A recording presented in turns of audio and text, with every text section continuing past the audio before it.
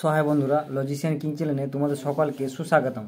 তো আজকের আমাদের ভিডিও টপিক হলো যে ক্লাস 7-এর যে নিজে করি 1.2 যে অঙ্কগুলি রয়েছে 1 থেকে 10 পর্যন্ত, সেই অঙ্কগুলি আজকে আমরা করব। তো চলো ভিডিওটি না দেরি করে শুরু করা যাক।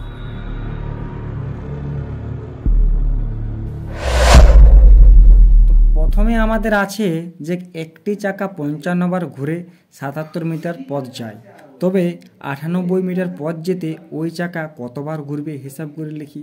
তাহলে আমাদের প্রথমে কি করতে হবে? এক নম্বরে আমাদেরকে লিখতে হবে যে গণিতের ভাষায় সমস্যাটি হলো, এটা সবসময় লিখতে হবে, যত অঙ্ক করবো প্রত্যেকটা লিখতে হবে। গণিতের ভাষায় সমস্যাটি হলো 1 থেকে 10 পর্যন্ত যতগুলো অঙ্ক আছে এটি আমাদেরকে প্রতিবার লিখতে হবে, ঠিক আছে? তাহলে একদিকে মিটার মানে দূরত্ব ব্র্যাকেটে মিটার, আর একদিকে চাকা বা বার। তাহলে কি বলেছে? 55 বার ঘুরে 77 মিটার পথ যায়, তাহলে 77 মিটার পথ যায় 55 বার ঘুরে। তাহলে 98 মিটার পথ যেতে কত সময় লাগবে? তাহলে 98 মিটার যেতে কত সময় লাগবে? অর্থাৎ এখানে কি হচ্ছে, আমাদের সময়টা বাড়ছে, মানে চাকাটা কতবার ঘুরবে এটা বাড়ছে। তাহলে এটা আমাদের সরল সম্পর্ক হবে। তাহলে দূরত্ব ও চাকার মধ্যে সরল সম্পর্ক, অতএব বলতে পারি দূরত্ব ও চাকার মধ্যে সরল সম্পর্ক। তাহলে কি লিখতে পারি? যে 77 মিটার যেতে চাকাটি ঘুরে 55 বার। 77 মিটার পথ যেতে চাকাটি ঘুরে কত? 55 বার। তাহলে 1 মিটার পথ যেতে চাকাটি ঘুরে কত? 55/77। এখানে একটা লাইন হতো যে ঐকিক নিয়মে সমাধান করে পাই, এখানে একটা লাইন হতো, ঠিক আছে? যে ঐকিক নিয়মে সমাধান করে পায়।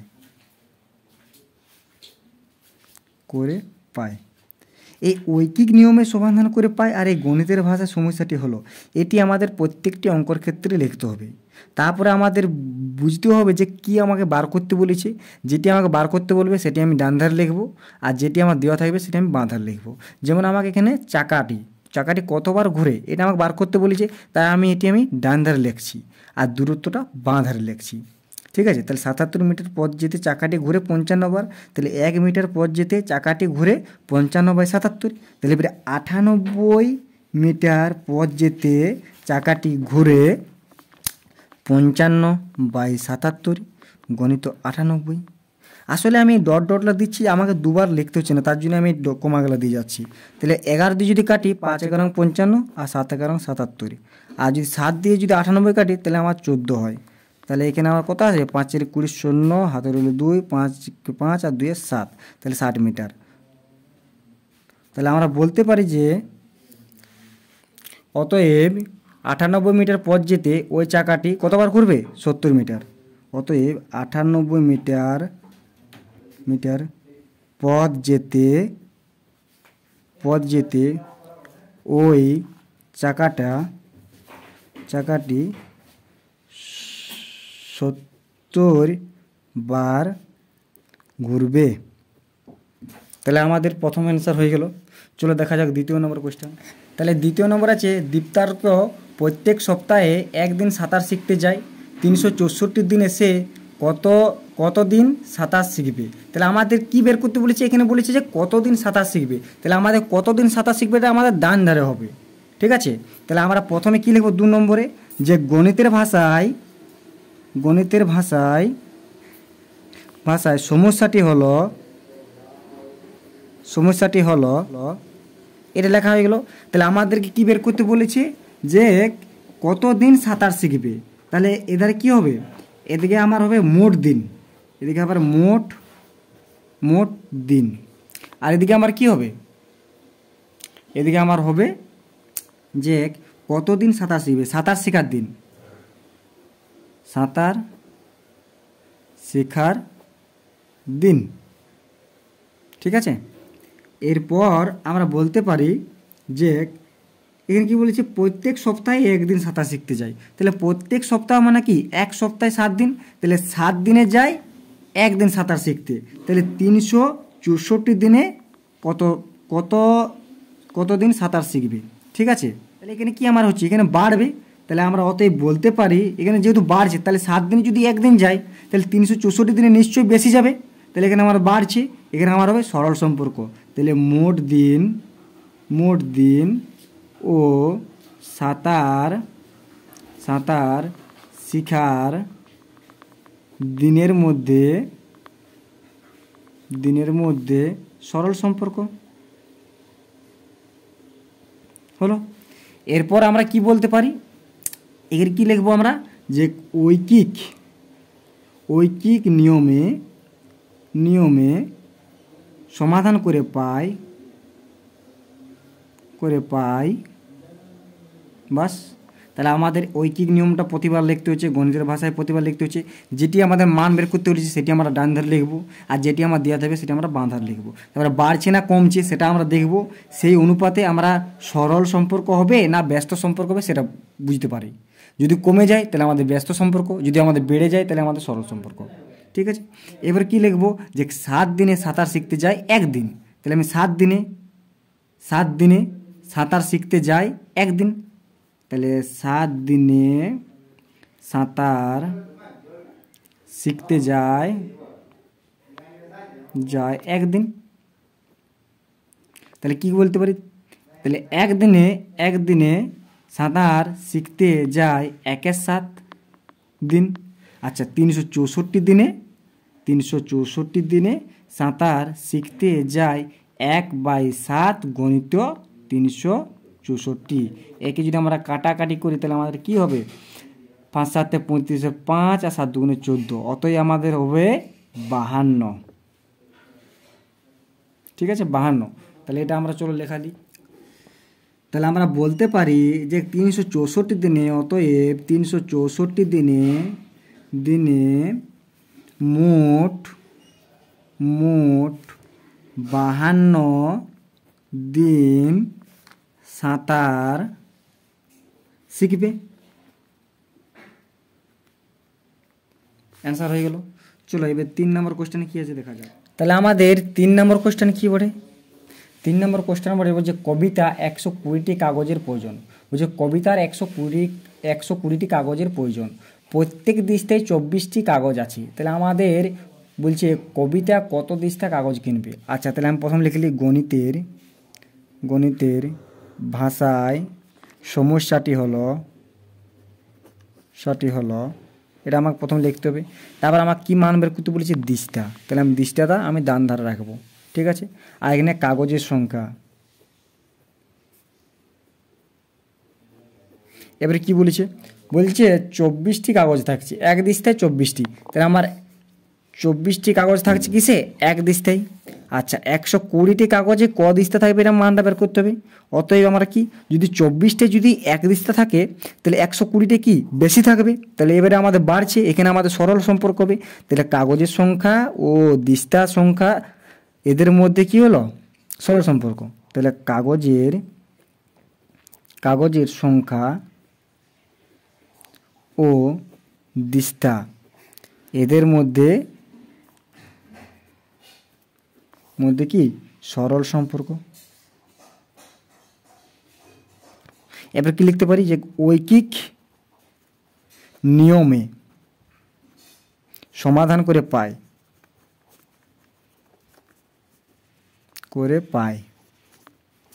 এবার কি হবে, যে 24টি কাগজের সংখ্যা সমান এক দিস্তা। তাহলে একে কত আর 120তে কত। তাহলে আমরা লিখব এখানে যে 24টি কাগজের সংখ্যা সমান এক দিস্তা। তাহলে একটি কাগজের সংখ্যার সমান 1/24 দিশটা। তাহলে 120টি কাগজের সংখ্যা সমান কত? 1/24 গণিত 120, নিচে কিছু নেই মানে 1। তাহলে এটাকে আমরা এটাতে কাটবো। তাহলে আমাদের কাটলে কত হবে? এখানে আমাদের 60 আসবে, আর এখানে 12 দুগুণে 24, 4 বারং 5 বারং 60, তাহলে 5। তাহলে সমান কী হবে? 5। তাহলে আমাদের এখানে কী করতে পারি যে 5 দিশটা কাগজ কিনবে। অতএব কবিতা 5 দিশটা কাগজ কিনবে। ঠিক আছে। এরপর আমাদের বলা হয়েছে 4 নম্বরে আমাদের বলা হয়েছে যে বলেছে 1 ডজন ডিমের দাম 48 টাকা হলে 32টি ডিমের দাম কত হবে হিসাব করে দেখি। আচ্ছা, বলেছে 1 ডজন ডিমের দাম মানে কি? আমাদের 1 ডজন ডিমের দাম 48 টাকা হলে 32টি ডিমের দাম কত? তাহলে আমার দামটা বের করতে বলেছি, তাহলে আমার দামটা আমার ডান ধারে হবে। তাহলে আমরা প্রথমে লিখলি যে গণিতের ভাষায় সমস্যাটি হলো এটা আমাকে প্রথমে লিখতেই হবে। তাহলে আমাকে দাম বের করতে বলেছি, আমি তাহলে দাম লিখলাম। ঠিক আছে। আর এখানে কি হবে? ডিমের সংখ্যা। আচ্ছা, তাহলে বলেছে 1 ডজন সমান কত? 12টা 1 ডজন হয়। 12টা জিনিসে আমার 1 ডজন হয়, 12টা ডিমে 1 ডজন। তাহলে 12টি মানে ডিমের দাম কত? 48 টাকা। 48 টাকা। ঠিক আছে। তাহলে 32টি ডিমের দাম কত হবে? 32টি ডিমের দাম তাহলে কত হবে? এটা আমরা কি করব? সরল সম্পর্ক হবে। তোমার মা যদি তোমাকে বলে যে যাও তুমি 12টি ডিম নিয়ে আসবে, তোমাকে 50 টাকা পয়সা দেওয়া হয়েছে, তারপরে আবার বলা হলো যে 22টি ডিম নিয়ে আসবে যাও, তখন তাহলে নিশ্চয়ই তোমাকে বেশি টাকাই দেবে, কম টাকা দেবে না। তাহলে আমাদের বাড়ছে এটা। তাহলে বাড়লে আমাদের কী হবে? ডিমের সংখ্যা ও টাকার মধ্যে কী হবে? সরল সম্পর্ক। ডিমের সংখ্যা ও টাকার মধ্যে সরল সম্পর্ক।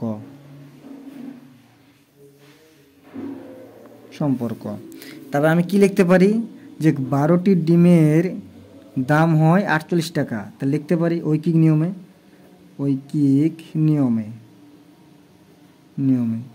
সমাধান করে পায়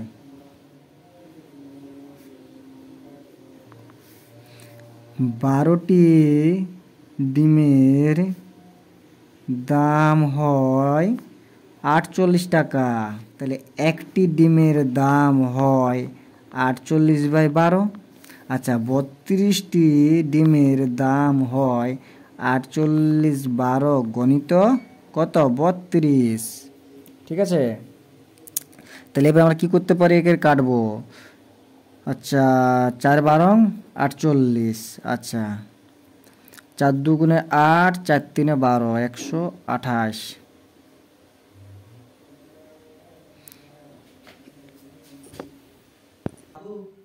তাহলে আমাদের এখানে কি হবে যে 32টি ডিমের দাম 128 টাকা। তাহলে অতএব বলতে পারি 32টি ডিমের দাম 128 টাকা। এবার আমাদের 5 নম্বরে কি বলা হয়েছে? 5 নম্বরে বলা হয়েছে প্রতিদিন 5 ঘন্টায় কাজ করলে 30 দিনে কাজটি শেষ করা যায়। প্রতিদিন 6 ঘন্টা কাজ করলে কত দিনে কাজটি শেষ হবে হিসাব করি। আচ্ছা, আমাদের প্রথমে কি বলেছে? আমাদের কাজটা সম্পর্কে বের করতে বলেছে। ঠিক আছে। তাহলে আমরা কি লিখতে পারি? গণিতের ভাষায় সমস্যাটি হলো কি? এখানে কি বলেছে? ঘন্টা মানে সময়। আচ্ছা, আর এখানে কি বলেছে? দিনের সংখ্যা। ঠিক আছে। তাহলে কি বলেছে? 5 ঘন্টায় কাজ করে কত দিন? 30 দিন। আচ্ছা, 5 ঘন্টায় কাজ করে 30 দিন। ঠিক আছে। এবারে প্রতিদিন 6 ঘন্টা কাজ করলে কাজটি বাড়বে না কমবে? আচ্ছা, তাহলে এখানে আমাদের বাড়ছে না কমছে? 5 ঘন্টায় কাজ করছে 30 দিন। তাহলে 6 ঘন্টা যদি প্রতিদিন কাজ করা হয় তাহলে 30 দিন আমার নিশ্চয়ই লাগবে না, আমার কমবে। তুমি প্রতিদিন 5 ঘন্টা কাজ করছো দিনে, ঠিক আছে, 30 দিন পর্যন্ত। এবার যদি প্রতিদিন যদি 6 ঘন্টা করে কাজ করো তাহলে সে নিশ্চয়ই 30 দিন লাগবে না, কারণ সময়টা বাড়ছে, তাহলে দিনের সংখ্যা কমবে। তাহলে এখানে হবে আমাদের ব্যস্ত সম্পর্ক। অতএব সময় ও দিনের সংখ্যার মধ্যে ব্যস্ত সম্পর্ক, ঠিক আছে।